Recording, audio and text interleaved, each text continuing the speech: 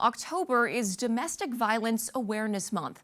Did you know in 2024, 161 Texans were killed by their intimate partner? That's according to the latest report from the Texas Council on Family Violence.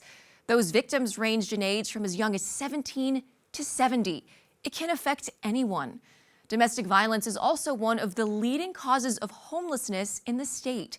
We previously spoke with Heather Bellino, the CEO of the Texas Advocacy Project, an organization providing resources to survivors of domestic violence and sexual assault, and Tina Carloni, who is a survivor of domestic violence herself.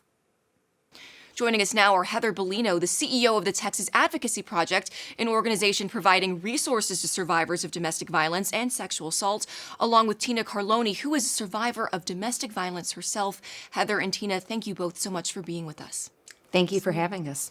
So first, I want to start. Can you explain how exactly the Texas Advocacy Project supports survivors? And Tina, how has the organization helped you on your journey? Absolutely. Think of us as a free law firm for people who are facing these atrocities: domestic violence, dating violence, sexual assault, human trafficking, child abuse. And we're here today to talk about domestic violence. But that might need a free civil legal service in order to get long-term safety. So a protective order, help with a divorce, perhaps custody with your children. Any of those that really are going to give you that opportunity to move forward in life and to leave the abusive relationship. And Tina, do you want to share how these services have helped you in your own journey? Other than save my son and myself's life, I was awarded a lifetime protection order and sole conservatorship of my son. Wow. That is such a testament to the work that y'all do. And some of these things are so intimidating. I know I would have no idea. Some of these legal concepts are so intimidating to so many. And what are the signs in this awareness month? What are the signs we all need to look out for that someone we know may be in an abusive relationship? Because like I said earlier, this can affect anyone. Oftentimes it involves isolation, right? Where the perpetrator is no longer letting you spend time with your family or your friends, or they want to know where you are at all times. And it just goes from there.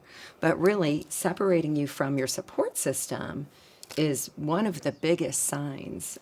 I mean, do you want to share? You read my mind. Isolation is, for me, the key indicator when you used to have a certain routine or a core group of friends or hobbies, and you notice a friend is lacking in their participation in their norm schedule. Yes, that was me. Yeah. And what is the best way if someone were to see some of those signs, or maybe they're experiencing that themselves? What is the best way to help themselves or to help someone you know going through this? What I've learned is you cannot save anyone. They have to save themselves. Yeah. But you can give them information regarding resources. I think what she's really speaking to is empowerment. When you think about this, again, isolation is what we might see, but what is happening is power and control. The perpetrator is removing the power from the victim and saying that nobody's going to believe you, you're not spending time with your core group, your self-esteem is going to be broken down, and eventually you're going to be physically harmed. So when you can give the empowerment back to a victim so that they can then become a survivor on their own terms with what means justice to them, then we're really getting to the core of this, because we have to remove that power, the power control struggle that is occurring in there, and help a victim to get their voice back so that they can stand and say, you know what, this shouldn't be happening. It shouldn't happen to me. It shouldn't happen to anybody else. And thank goodness the laws in Texas actually oftentimes protect a victim very well if they can access that justice system.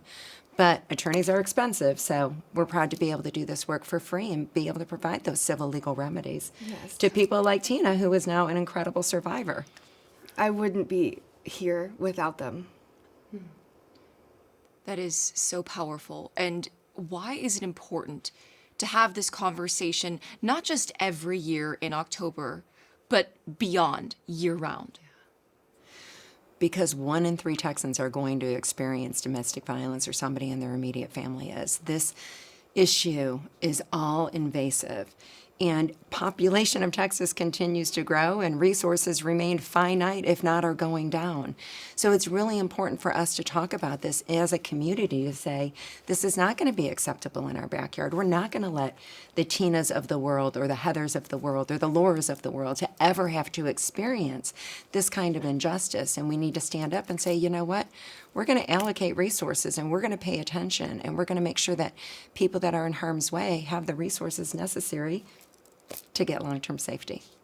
Well, that is such an amazing mission. I know the work that y'all do is so important. Heather Bellino with the Texas Advocacy Project and Tina Carloni, thank you so much for both helping us understand and having the courage to share your stories. Thank you.